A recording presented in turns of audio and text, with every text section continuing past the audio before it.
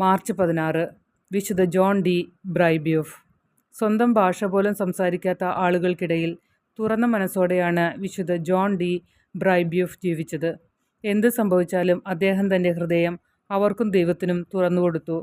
ആധുനിക കാനഡയിലെ ഒരു മിഷണറിയായിരുന്നു ജോൺ. ഹ്യൂറോൺ ജനതയ്ക്കിടയിൽ ജീവിച്ചു. തൻ്റെ ജീവിതരീതി ഉടനടി അവരുടെ മേൽ അടിച്ചേൽപ്പിക്കുന്നതിന് പകരം ജോൺ അവരുടെ ജീവിതരീതിയിലേക്ക് തൻ്റെ ഹൃദയവും മനസ്സും തുറന്നു. അവരുടെ ഭാഷയിലും ആചാരങ്ങളിലും പാരമ്പര്യങ്ങളിലും അദ്ദേഹം മുഴുകി.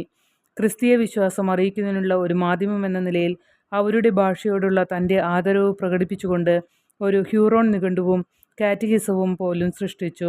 മിഷണറി ജീവിതത്തിലെ തീവ്രമായ വെല്ലുവിളികളെ പോലും സ്വീകരിക്കാനുള്ള കഴിവ് ജോൺ കൊണ്ടുവന്നു.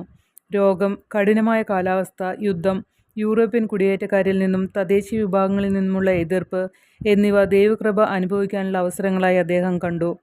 ഹ്യൂറോണിൻ്റെ ശത്രുക്കളായ ഇറോക്യോയസ് വിശുദ്ധ ജോൺ ബ്രൈബ്യൂഫിനെ പിടികൂടി വധിച്ചപ്പോൾ അദ്ദേഹത്തിൻ്റെ ഹൃദയം ദൈവത്തിന് നേരെ സമൂലമായി തുറന്നിരുന്നു.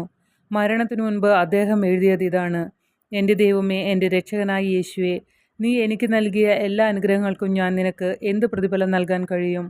നിന്റെ അനന്തമായ കാരുണ്യത്താൽ എപ്പോഴെങ്കിലും നീ അത് എനിക്ക് അർപ്പിച്ചാൽ എൻ്റെ പക്ഷത്ത് രക്തസാക്ഷിത്വത്തിൻ്റെ കൃപയിൽ ഒരിക്കലും പരാജയപ്പെടില്ലെന്ന് ഞാൻ നിന്നോട് പ്രതിജ്ഞ ചെയ്യുന്നു.